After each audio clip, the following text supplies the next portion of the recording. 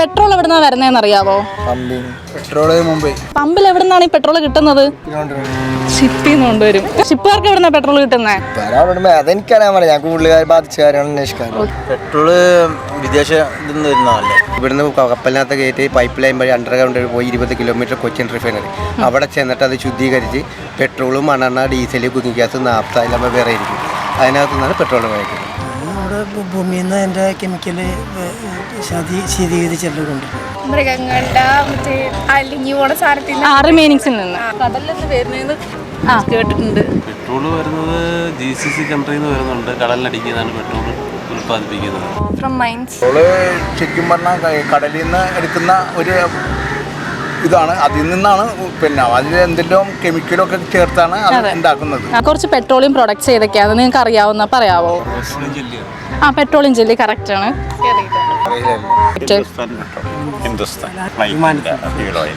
Petrol diesel മണ്ണെണ്ണ വലിയത് പറയാം. ഡീസൽ മണ്ണെണ്ണ സൾഫർ ഗ്യാസ് കാറ്. കറന്റ് പെട്രോളിന്റെ റേറ്റ് എത്രയാണെന്ന് അറിയാവോ? കറന്റ് 108. Okay okay. ഒരു ലിറ്ററിന് 110 120. ഞാൻ വണ്ടി ഓടിക്കില്ല. ഡീസലിന്റെ 96 ഏകദേശം.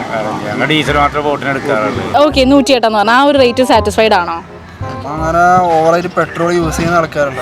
അങ്ങോട്ടും ഇങ്ങോട്ട് പോയിട്ട് ആവശ്യം നമുക്കില്ല. അല്ല കാരണം വണ്ടിയിലെണ്ണടിക്കാൻ പൈസ അല്ല. ഇപ്പൊ നാടോടുമ്പോൾ നടുവേ ഓടണം. ഈ റേറ്റ് കുറയാനാണോ ചാൻസ്, ഇനി കൂടാനാണോ ചാൻസ്?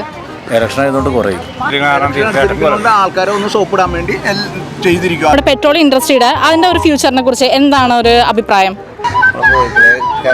പെട്രോളിയം ഇൻഡസ്ട്രിയുടെ ഫ്യൂച്ചർ കുറവായിരിക്കും. ഇലക്ട്രിക്കലൊക്കെ വരുന്ന കാരണം ഭാവിയിലൊക്കെ ഇത് പെട്രോൾ ഒരിക്കലും പോകില്ല. ഓയിൽ ഫീൽഡിലൊക്കെ കത്തിച്ച് വിടും. ഫ്യൂച്ചർ ഉണ്ടോ ഇല്ലയോ? ഫ്യൂച്ചർ ഉണ്ടാവുമല്ലോ അല്ലേ? പുതിയ ഗവേഷണം നടത്തിയിട്ട് ഇന്ത്യയിലേക്ക് പെട്രോൾ വില കുറച്ച് കിട്ടുമെന്നൊക്കെ ഉള്ളൊരു വാർത്തയൊക്കെ നമ്മൾ വായിച്ചിട്ടുണ്ടായി. ഓയിൽ ആൻഡ് ഗ്യാസ് എന്ന് പറയുന്ന കോഴ്സിനെ കുറിച്ച് നിങ്ങൾക്ക് അറിയാവോ? കേട്ടിട്ടുണ്ട്. അപ്പൊ ആ കോഴ്സിന്റെ സാധ്യത എന്തായിരിക്കും? അതിനെപ്പറ്റി പഠിക്കണം നല്ലതുണ്ടാവും. ആ കോഴ്സിനെ കൂടി ഞാൻ പോയിട്ടില്ല. അപ്പൊ അതുകൊണ്ട് എനിക്ക് അതിനെപ്പറ്റി വലിയ രാശിയില്ല. പെട്രോൾ എവിടെ നിന്നാണ് ഉൽപ്പാദിപ്പിച്ച് നമുക്ക് കിട്ടുന്നത്?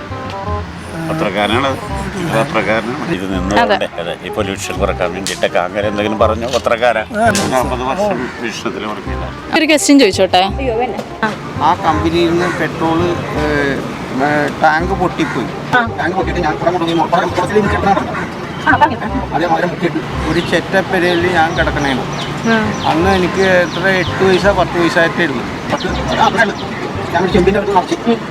ഇങ്ങനെ ഇരുന്ന് ഇങ്ങനെയാണ് ഇങ്ങനെ ഇരുന്നിട്ട്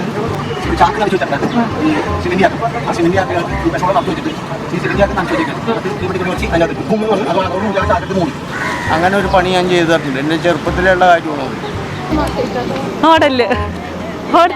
പെട്രോളിനെ പറ്റിയാ ചോദിക്കുന്നത്. പെട്രോളിനെ പറ്റി എന്തെങ്കിലുമൊക്കെ ഒരു ധാരണ ഉണ്ടാവും?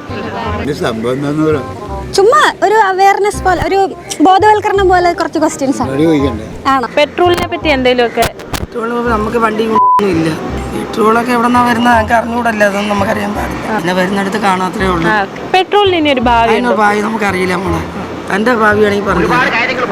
നമ്മൾ ഇന്നിവിടെ കണ്ടക്ട് ചെയ്തത് ഒരു സോഷ്യൽ അവയർനെസ് പ്രോഗ്രാം ആയിരുന്നു.